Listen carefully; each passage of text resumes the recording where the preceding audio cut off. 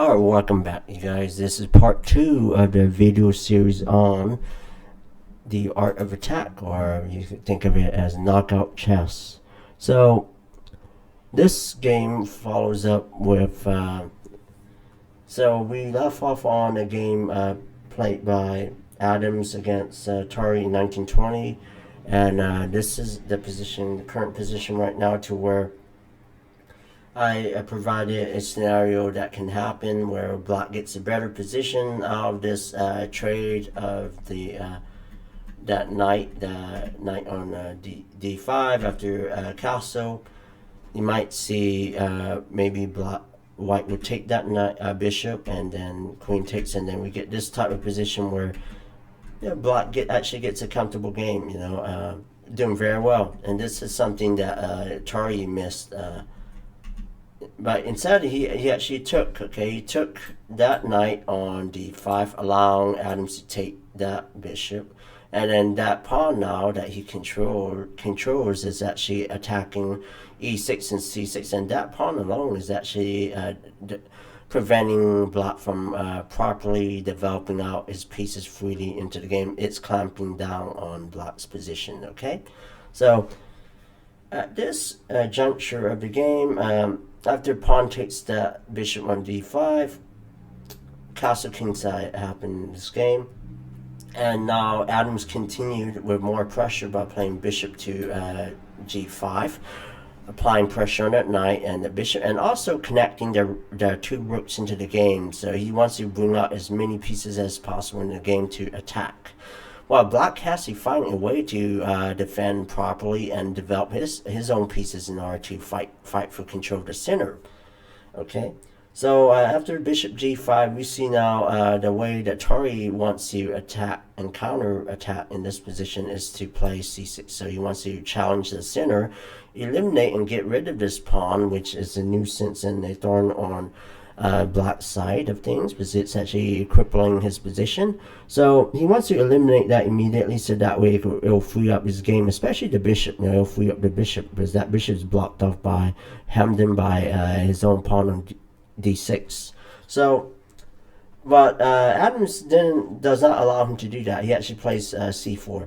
So we get this position where, okay, so what Torre does is he actually takes that pawn on d5, allowing pawn takes d5, and it changes the position now. Now we see two open, it's going to be open files for the C file and the F file. So whoever is first to control one of those two files will have a distinct advantage in the middle game. But right now, white has a huge lead in development, so that's a huge plus in any position. And especially in this game, white's the one who's commanding and dictating how the game should be played against black. So total domination over the center is critical in this position, and it's going to matter a lot. It's going to determine the outcome of the game if black doesn't do anything to neutralize white's advantages in the center. So we see the way Torre end up playing is actually a5, okay?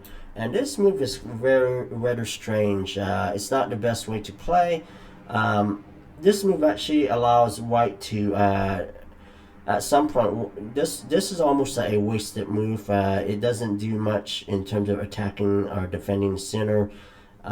It does have its purpose, I believe. Maybe black wants to do a rook lift and then move his bishop to, rook to b6, and then maybe play rook b4 and attack the queen and also that pawn. Maybe that's his idea in order to develop and redeploy that rook into the game.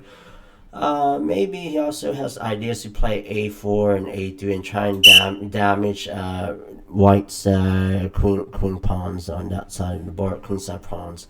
So, but it's not that great of a move, unfortunately.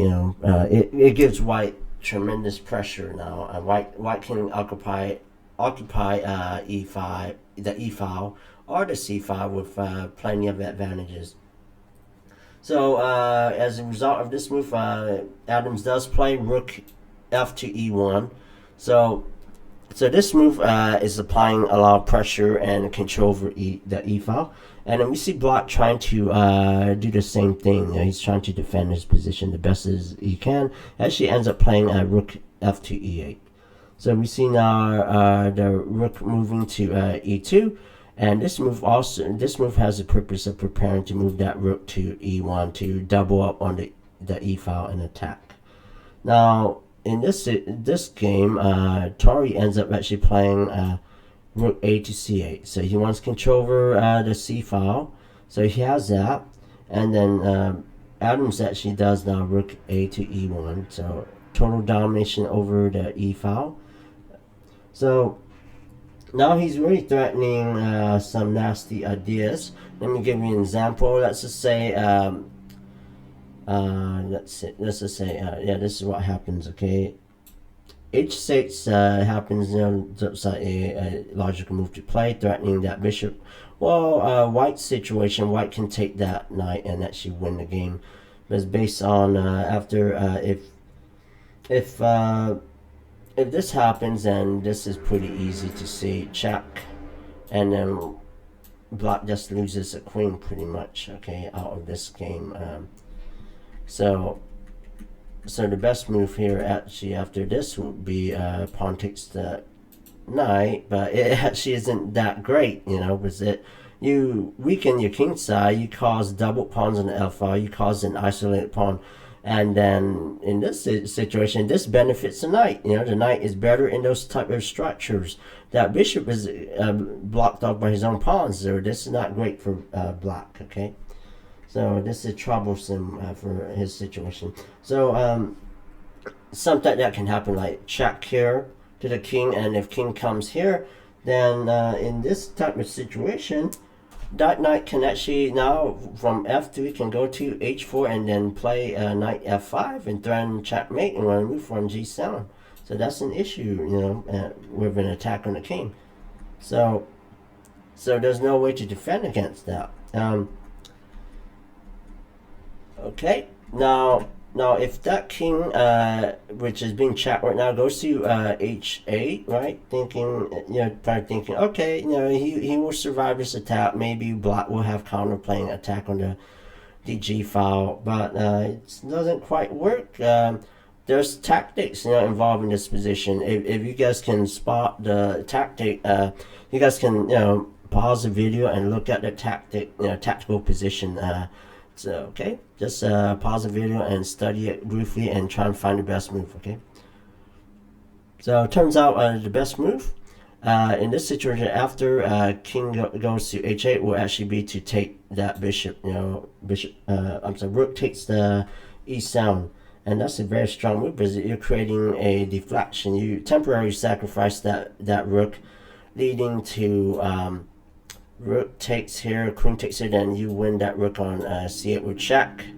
And White doesn't have to worry about getting checkmated in the end because that knight on f3 is guarding that e1 square. So he's actually up a piece and he's doing very well. You know, there's no way that Black can really recover and win in this position. And he's just down a knight, and his pawns, the structure, there's too many weaknesses everywhere. I mean, it's just crazy. You know, crazy position where he has too many pawn islands. It's just devastating for him.